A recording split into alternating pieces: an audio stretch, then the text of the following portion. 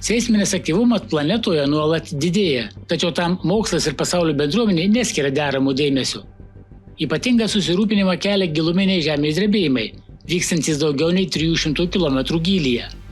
Daugiau apie tai ir kitas klimato katastrofas įvykusias vasario 12-18 dienomis matysite šioje apžvalgoje.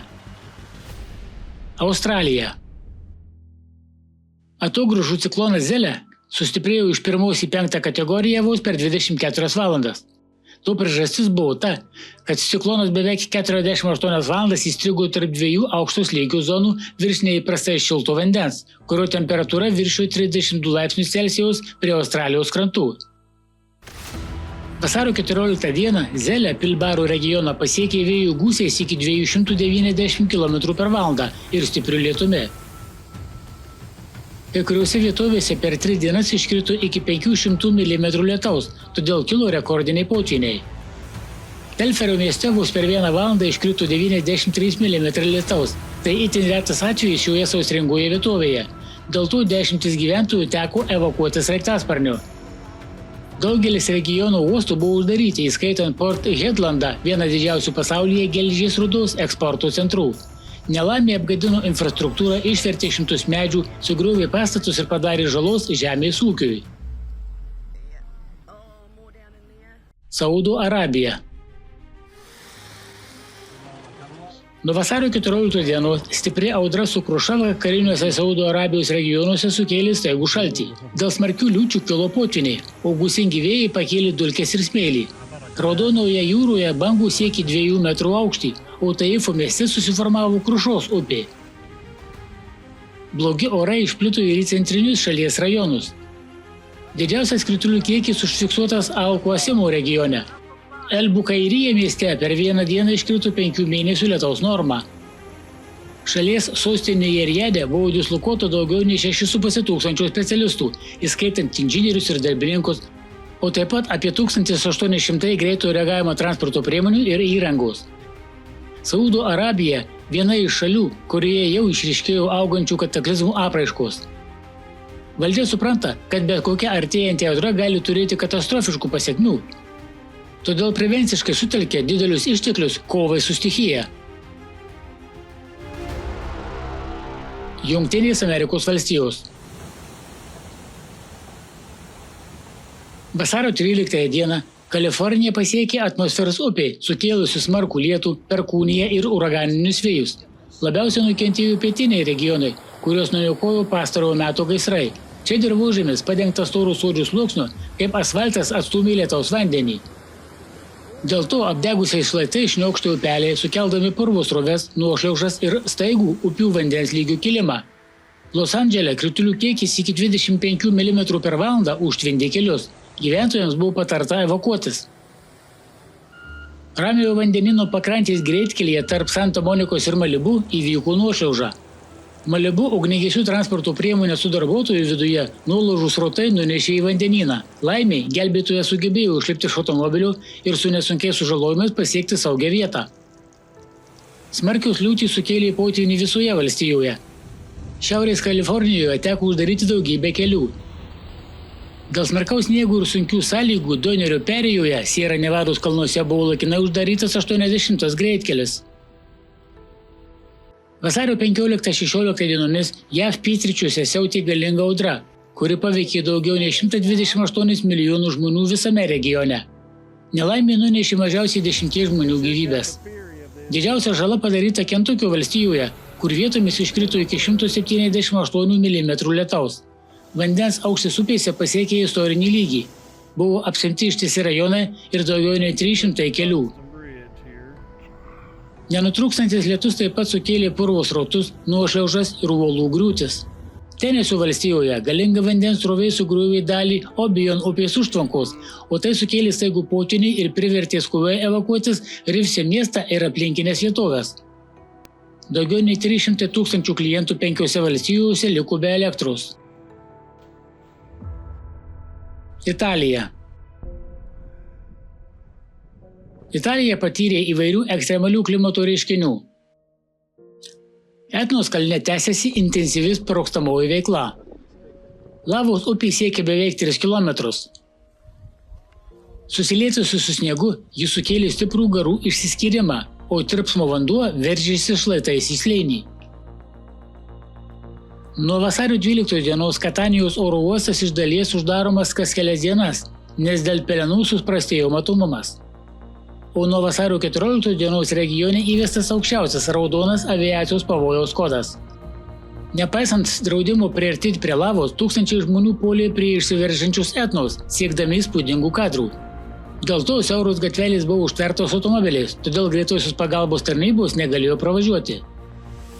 Nuo vasario 15 dienos super ugnikalnio Campi Flegrei rajone prasidėjo dar vienas žemės drebėjimus piečius. Iki vasario 19 dienos buvo užfiksuoti 647 drebėjimai. Vienas stipriausių eismo įvykių, kurio stiprumas siekė 3,9 balo, išgąsdino Neapolio gyventojus, kurie aiškiai pajuto galingą drebėjimą. Pozzuoli miestelyje, esančiame pačioje super ugnikalnio kalderoje, buvo uždarytos mokyklos. Šimtai žmonių bijojo grįžti į savo namus ir nakvojo specialiai įrengtose vietose atviroje vietovėje. Vasario 13 dieną Elbų saloje kilusi audra sukrėtė gyventojų savo jėgą, gerokai pranaukusi sinoptikų prognozes. Vos per kelias valandas vietomis iškrito daugiau nei 120 mm lietaus, dėl ko kilo staigūs potvyniai. Kritiškiausia situacija susidarė Portoferrario komunoje. Karbūro rajone po metrų vandens sluoksnių esančiame mokyklos pastate įstrigusius vaikus ir mokytojus pavyko išgelbėti. Dar 28 žmonės buvo įstrigę užlietose automobiliuose, juos evakavo ugniagesiai, narai ir upės gelbėtojai. Kitą dieną Lečės ir Katanijos provincijose netikėtai iškrito smarki kruša.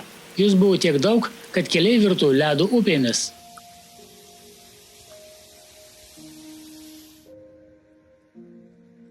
Graikija. Žemės drebėjimai Santorinio salos srityje nesiliauja. Praėjusią savaitę nepaprastoji padėtis buvo paskelbta dar 3 Graikijos salose Egėjo jūroje dėl vykstančio seisminio aktyvumo. Vasario 18 dieną tarp Santorinio ir Amagorso salų užfiksuoti 2 stiprūs 5,1 balo drebėjimai. Kefalonijos salą Jonijos jūroje vasario 13-14 dienomis užklupo precedentų neturintys krituliai. Liūtys buvo tokios stiprios, kad per kelias minutės viskas buvo užtvindyta. Salos lyguma virto didžiuliu ežeru. Per 2 dienas bendras kritulių kiekis viršijo 1,5 mėnesio normą. Gyventojams reikėjo valčių, kad galėtų grįžti namo. Šeimos su vaikais įstrigo vandenyje automobiliuose. Jie laukė skubios gelbėtojų pagalbos. Kai kuriuos kelius užblokavo nuošliaužos.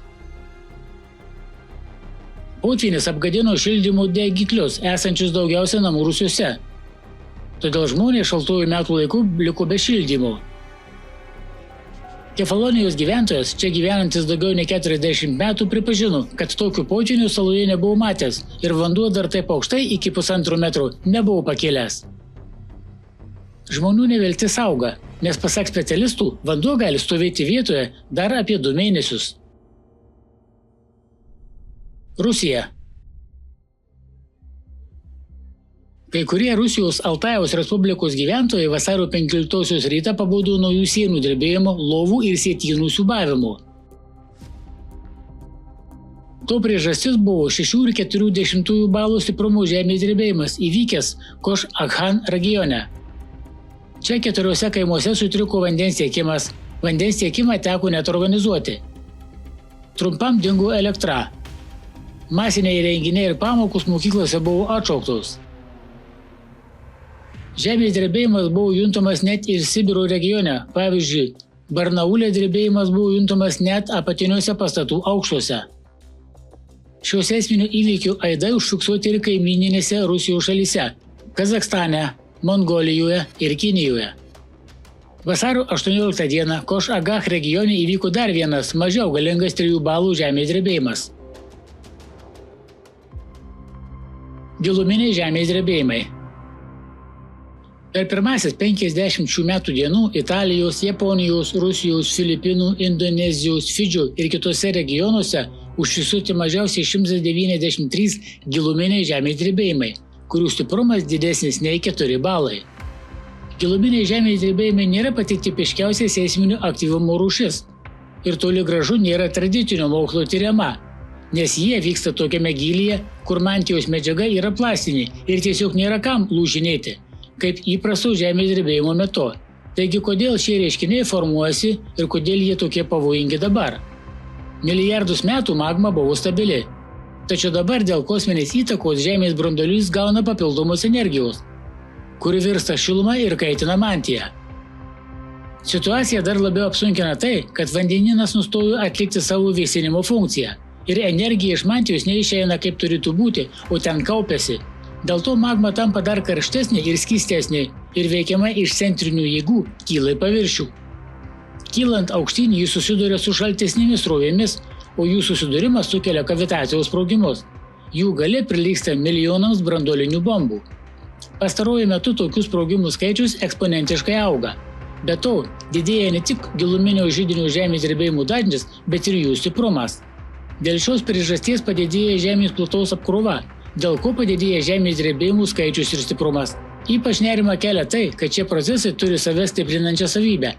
Kiekvienas vienas po kito esantis įvykis sukuria sąlygas atsirasti naujiems, paspartindamas bendrą sistemos destabilizavimą. Prie tokių radikalių planetos geofizinių procesų pokyčių žmonija tiesiog negali prisitaikyti ir judėti toliau.